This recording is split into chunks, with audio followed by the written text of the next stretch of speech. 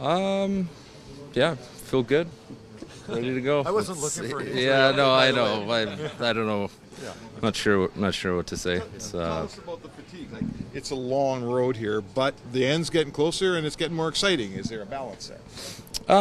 Yeah, I think obviously, every team that's still in right now, there's fatigue for sure. But at the end of the day, when the puck drops at night, your adrenaline kicks in, and you just keep pushing through it. And probably speaking for everyone that you just continue to kind of plug away at it.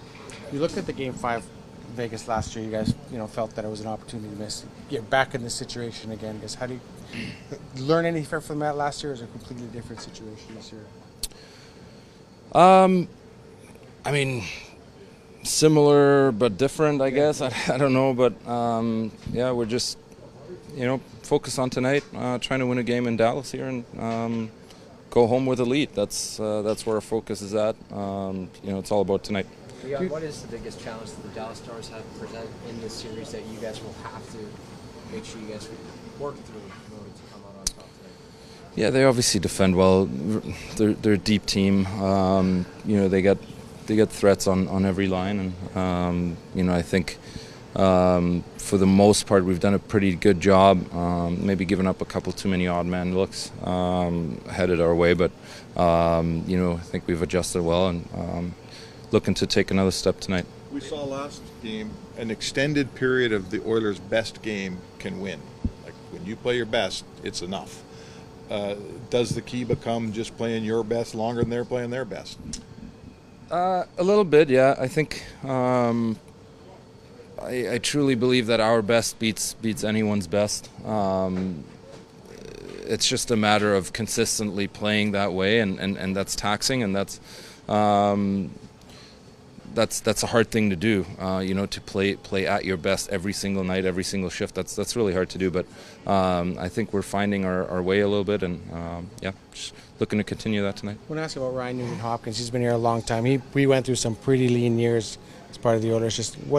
Just his contribution and the fact that he's kind of climbed the mountain here from the very beginning. Yeah, I mean, he's just so valuable, right, in every facet of the game. He touches every part of the game. I don't know, have you guys ever seen him make a mistake? I really haven't. So he's just such a smart, good hockey player, and I think he's probably a coach's favorite player in the world, I would say. More so than you and Connor. Probably, yeah. Well, certainly me, yeah. You played with everyone or nearly everyone. What was it like to get two new line mates that you haven't had before in a big game like that and being able to find some success there? Yeah, it was good. I thought we played well. We created some looks. Thought we were pretty good defensively too, for the most part. We have so many good players on our team that as a centerman, it's fairly easy to adapt to anyone really that's on your wing, and it was. I thought we played well as a line. Of course, looking to take one step further tonight. Perry has said to us he's not playing that up and down the ice game anymore at his age. That's not what he's going to do. Yep. You're not a slow player, but you have the ability to slow the game down. You have the ability to slow the game down in the offensive zone to the point where you might be a very good centerman for Perry. Do you guys play at the same pace and maybe can play the same game there? Yeah, of course. I mean, he's an experienced guy. He's very smart. He knows what he is now, and I think it's Clouder or my job, to get him into positions where he can do his part, where he's the best in the world at. And I thought we did a good job of that last night. And obviously, we're not looking to play a run and gun style, anyways. So. Have possession, have his own time where he can be at his best. Kenneth is forced to miss tonight's game. How much do you feel that changes the dynamic? I'm not going to comment on injuries. Sorry. With Nugent-Hopkins, is his ability not to make mistakes a byproduct of his hockey IQ? Like, what do you chalk it up to? Yeah, for sure. Hockey IQ, understanding of situations, understanding of what he needs to do in the right moments, and but I think at the end of the day, it really comes down to hockey IQ. Yeah. This organization, what's it feel like to come this far, the furthest you've ever been with this team? Yeah, like you said, for this we've been in a while. It's a lot of fun. I mean, this is why we do it. This is why we work so hard and play. And obviously, when you're in it, you're just playing and you're looking for that next win. So there's not like you sit back and reflect too much on it in the moment. But at the same time, it's exciting. We understand where we are and the opportunity we have ahead of us. So. Yeah, it's fun to be a part of it. You get a second chance for Game 5, like you kind of, the one in Vegas. I know you guys were lamenting that opportunity missed for a while. You get this opportunity now. What do you learn from that, and how do you kind of take it into the night, or is it a completely different game? Well, I think both. I think every game is different. Every series is different. But, I mean, even the one in Vancouver, I think we would have liked to put forth a better performance. And so, I mean, we can learn from that one because it's the same group of guys, and make sure that we're sharp. It starts mentally, and then your legs and physicality follows. So we know that we know what we have to do and how we have to play. It's just a matter of doing it for 60. Ryan, how would you assess your team's ability to adapt to situations, not only in this series but throughout the course of this postseason? Yeah, I think really well. I mean, whether it's change from the coaches or we talk about something within our group, we've been able to adapt and change and roll with the punches, because I mean every team you play is going to be different. I mean LA plays a very different game than Dallas does, so you have to be able to roll with it and make sure that you're still playing your game and you're still being able to do what made our team successful, but at the same time sometimes you do have to adjust things. What do you remember about being a young player playing against Corey Perry? Yeah, it wasn't always fun, that's for sure. He made it tough on you physically, and then also he would almost score at will. So I mean, just a great player for so long. And when I came in, him and Getzlaf, they always made it tough to go into Anaheim. And I mean, our whole division was pretty loaded with some high-end talent, so it was always tough. But no, Paris has been a high-end player for a long time. When you look back to the start of your career, like sort of Derek's first question about the tough times, how did that help you, build on your game, on and off the ice, of just the adversity? And yeah, well, I think I mean your early years, especially if you're coming from junior, where you've had some success, it can be frustrating. For sure, to be missing the playoffs kind of year in, year out. But at the same time, you get extra time to work on your game in the summer. And as a young kid, there's lots to grow into physically and mentally, and just kind of mature and figure out how you're going to be a good player in the league. So I think it gave me some extra time. And it also makes you hungry to make the most of these opportunities, because you understand that it's not that easy to even make the playoffs, and then when you get a chance, you got to be hungry for it and make sure that you're playing the best that you possibly can. Leon said you're the coach's favorite player. I just want to ask about being able to play in all situations, being able to play on the penalty kill, on the power play. Like, what's it like for you to? You obviously have to be dialed in all the time. Yeah, definitely. It's something that I definitely have taken a lot of pride in over the years, and worked on both sides of the puck, and I want to be relied upon in different situations, and we have a lot of guys who can play in both situations. We know that. I mean, but no, I mean it's something that I do take a lot of pride in, and like you said, you got to be dialed in at all times, and sometimes the power play can make the difference, sometimes the PK can make the difference, and sometimes you got to get it done 5-on-5. So yeah, I mean, I want to keep improving on both sides of it and see where we can get. Ryan, you mentioned how you know how hard it is to get here. How do you balance the urgency and the desperation required tonight with needing to play your game and not like trying to do too much or getting too worked up?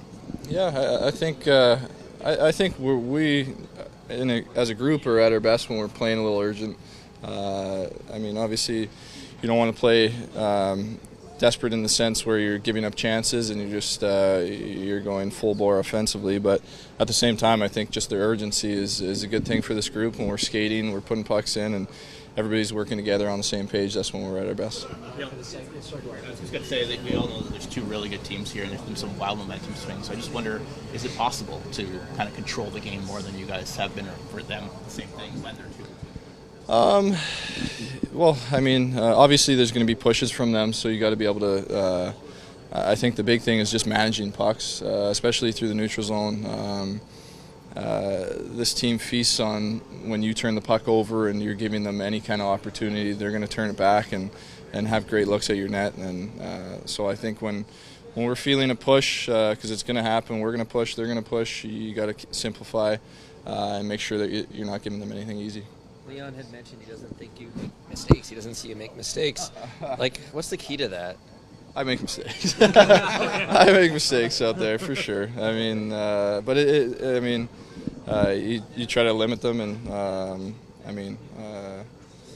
don't know. I mean, I feel like I just try to play my game and try to play as smart as I can and manage pucks when I need to. You know, anything that you saw from last game, you feel like you can carry into this one?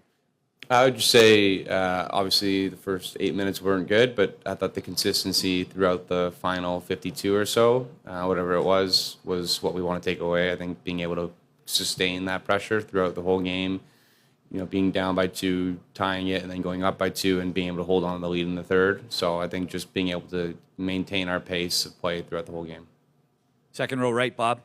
Mattias, can you just talk about embracing the opportunity that's ahead of you guys tonight? Like, yeah, it's stressful, but this is what you live for, isn't it?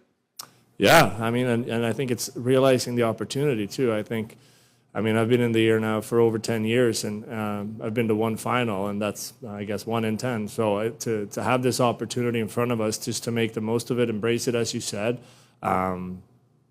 Obviously, everybody knows there's a lot on the line, and everybody wants it, but you got to take a deep breath at the same time and just cool yourself down and make sure you're staying composed and not get too far ahead of yourself in these kind of situations. So I think we've done a good job of that so far. Second row right, Mark.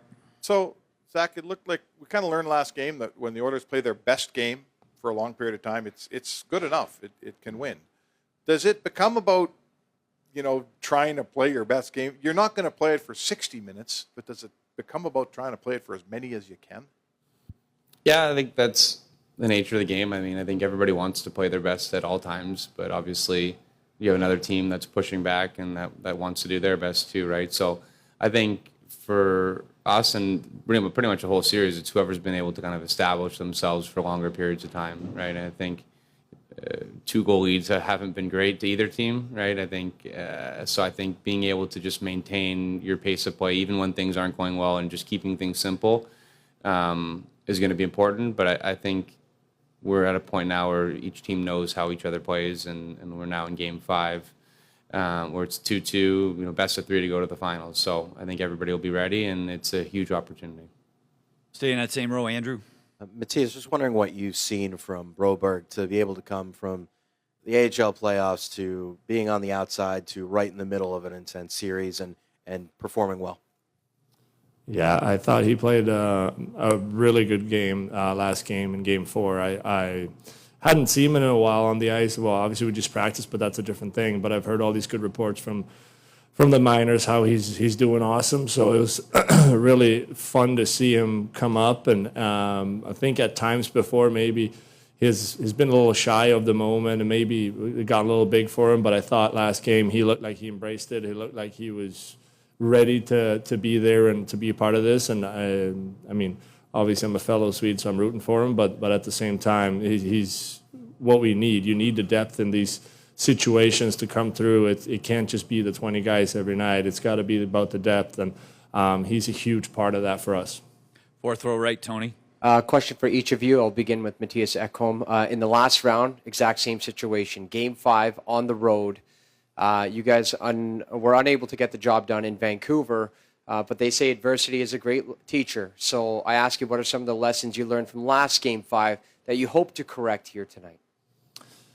Yeah, I thought obviously Game 5 didn't go the way we wanted to. I thought we played a decent game, but that's the name of the game right now. You can't play decent, you can't play good. You have to play great, and you have to do it for as we said earlier, a longer period of time than the opposing team are doing. So I thought we came out Game 6, Game 7, obviously of that series, and showed that we had learned some of those lessons. And I think, as you're saying, sometimes you hit a road bump, you're going to test your team, right? You're going to see what we're made of. And I thought in that series that helped us a lot, knowing that we had to win 2 straight to even move on. And now we're here again, so we're not shy of that situation. But obviously we'd like to win tonight and flip that script a little bit. But yeah, I think we're ready for it, and I think we learned from it.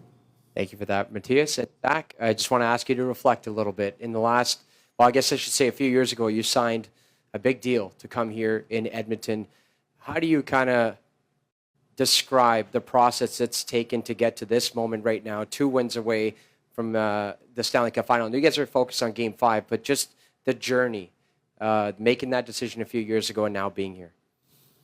Yeah, I mean, anytime you're making a decision of where to go, for me, I've said it multiple times, but it was always about, you know, the opportunity to win a Stanley Cup and where I thought the best situation would be. And I've said it many times, but it was always Edmonton. And to be able to come in and play with great players and have an opportunity in the role that I'm in to help the team progress. And I thought each year we've taken a step. And you know, first year we made it to the conference finals. Nobody really thought that we could get there, but we did. We played against Colorado, and they were a better team. And then obviously last year we progressed. We played against Vegas, and we had an opportunity to win that series. And then we thought that it was our best chance to win. And now this year, again, we're now in a best of 3 to go to the Stanley Cup finals. So every year I think we've progressed, and now we're in a position that we haven't been in before. And we have the experience kind of to reflect on different situations and different series, like you mentioned, being down in a series, being up in a series, what it takes to win. So I think we're ready to go out and have a great game. And it takes everybody in the room and more, like Mattias said. But obviously couldn't be happier with the decision I made, 3 years ago, and very excited about where we are and the opportunity we have tonight. One more, back right, Daniel. Mattias, just back here. I think we all understand there are 2 very good teams here. There have been some wild momentum swings and changes within games. Given all that, do you think it's even possible for a team, obviously you'd want it to be you, to assert yourself for a full game, or is it about weathering some of these storms that you're going to have to? I certainly hope so. I hope we can build off what we did for the last 58 minutes, or not, 52 minutes of last game, where I thought we did that.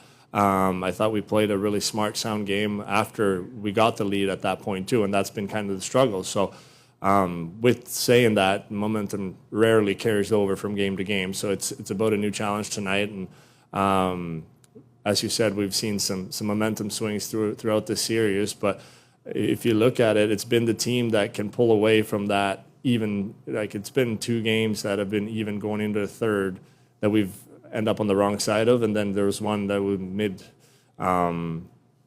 second and it was tied, and you just need that next goal to kind of go ahead, and that's where our focus is at. Like, hopefully we can pull away early, like that'd be great, but at the same time I think we've learned, again, we're going back to the lessons you learn in the playoffs. You got to go through it to see it, and hopefully we've learned from it.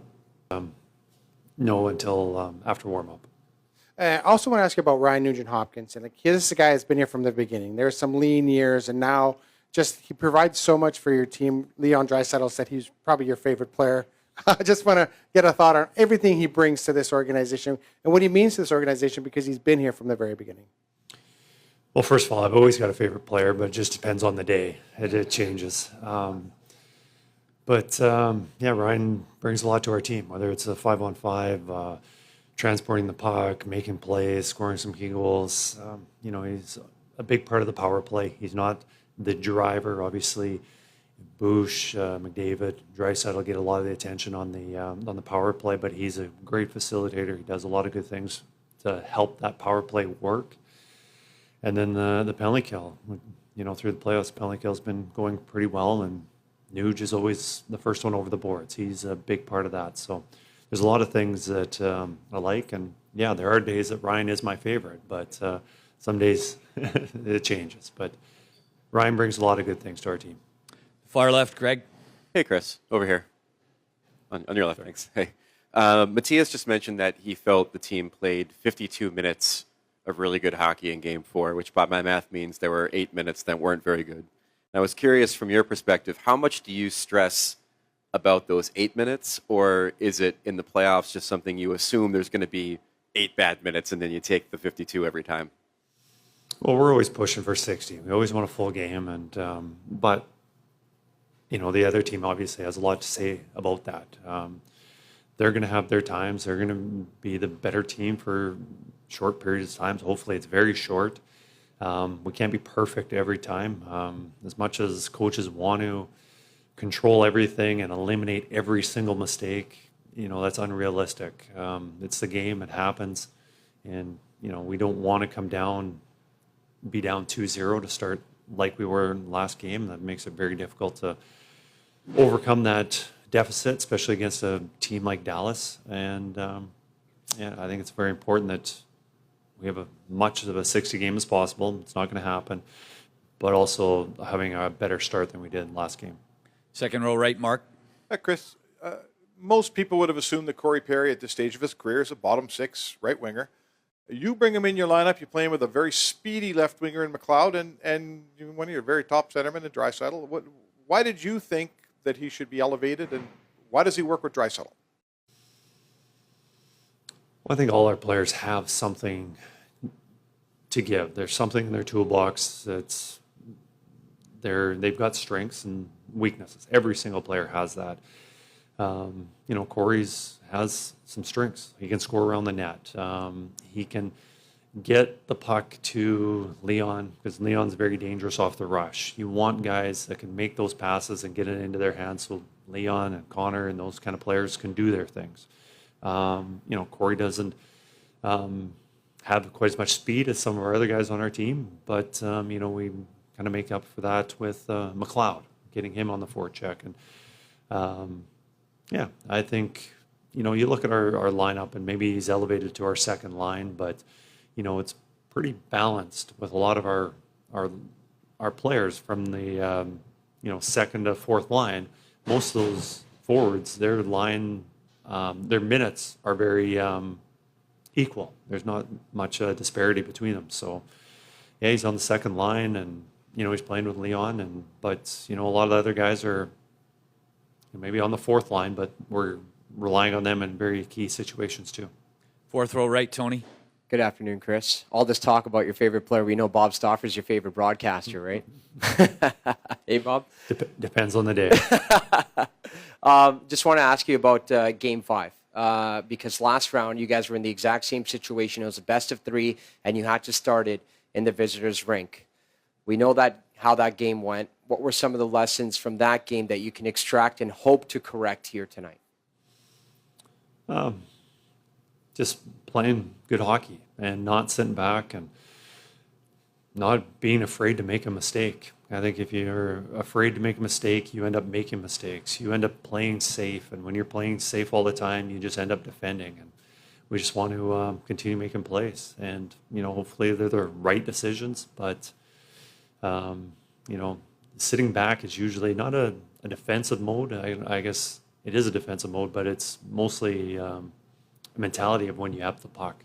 And I think it's really important that you're still making the passes that need to be made and not just throwing it off the glass out to the neutral zone, because it's just coming back into our zone again.